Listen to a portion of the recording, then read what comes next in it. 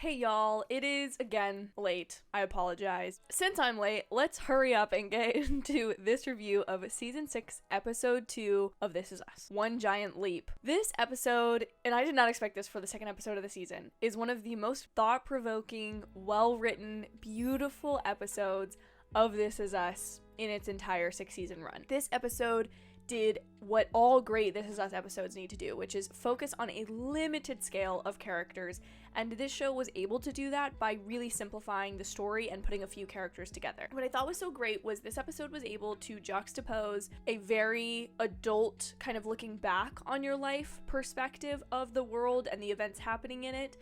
with a young perspective of someone who has their entire life ahead of them, kind of looking at the world and what decisions they're going to make. As just a foundation, that's a beautiful way to start the episode. What I thought was also great was Nicky, because he's living with Miguel and Rebecca at the time of this episode, they are all together and go on this journey to meet Sally, the girl that Nicky has been pining over since the 1970s. And then we had Deja and Malik together in Boston. So this episode did a great job of kind of creating those small groups of people and focusing on their stories, which had much more to do with each other than you initially think from the outset. So like I said before, Rebecca, Miguel, and Nicky are looking at life as if it is through a rear view window. There's so much left to enjoy, which is what they learn through this episode and the discussions that they have at Sally's home, but they get to kind of reflect on the life that they've lived and the small or big worries that have occupied a lot of their time and potentially taken years off of their life, and they're very much looking back with a hindsight 2020 type view. It was so beautiful to get to see the story centered on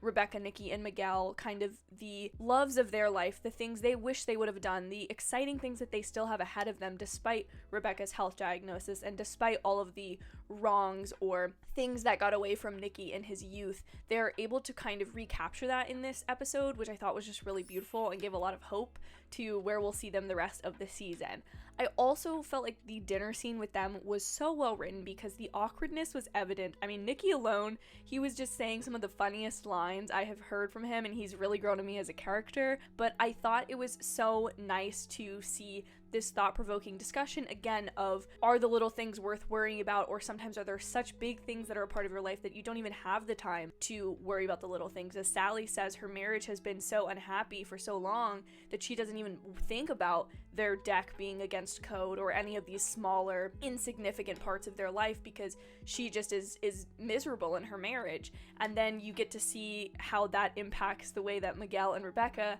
have this outlook on the rest of their life. I also felt like Nicky's decision after this episode to go back to the East Coast shows such a major progression for his character, as we've seen him in some of the lowest points of his life, both in the flashback, seeing him in Vietnam, seeing the things like Sally that got away from him in his life. He never had that great love that Jack and Rebecca had, although maybe he will in future episodes. I felt like that was such a major progression for him to decide that for himself, not for someone else to say, hey, we need you back on the East Coast, not for there to be an emergency, him end up there, but it felt very intentional and purposeful through his view of himself and saying, like, I can go live by myself. I am going to continue focusing on the things in my life that are important. Franny and little Nicky and his family, and overseeing the construction of the cabin. He's just come such a long way since we first met him, and I'm just really, it's so nice to see a character really grow on you in that way, and this show has just been able to do that. I also loved the reveal that he eventually gets married to Edie, the flight attendant, and that was just such a sweet thing because now that he's finally put his past behind him, he is taking on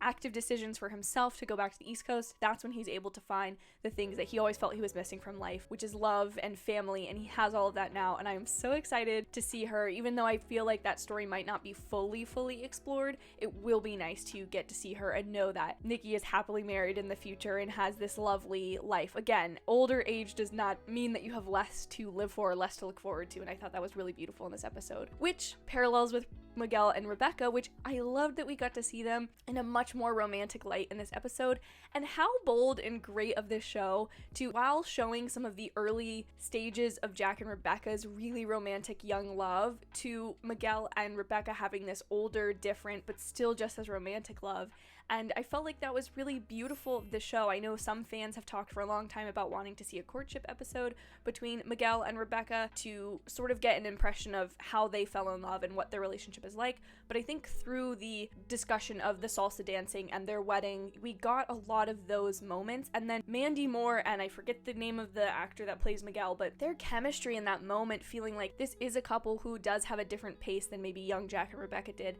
but they still love each other in spite of all their flaws. And as Miguel says, I'm gonna be there through sickness and health, that's what I vowed. I love that even if we don't ever see those courtship scenes, we get to see the way in which their relationship is not just out of care, it is not just out of convenience for them to be together. They truly do love each other, and we see that with them kissing in the car and then going back to salsa dancing, which was just, again, a really beautiful, hopeful message that Rebecca's last days in this show, as we know how this series is going to end with her inevitable passing, that we really do get to appreciate the romance that they have in this time period. I think that's really beautiful. Then, of course, we have Deja and Malik, which is the alternate storyline. As I said before, I think it's beautiful to see these two, who have their entire lives ahead of them, really look forward without hesitation and enjoy the parts of life that they have coming their way. I think it was also really cute to see them as sort of compared to a young Jack and Rebecca, of them falling in love and being in a very passionate and very young stage of their relationship still, but the love being just as true and real as it would be if they were 25 years down the line.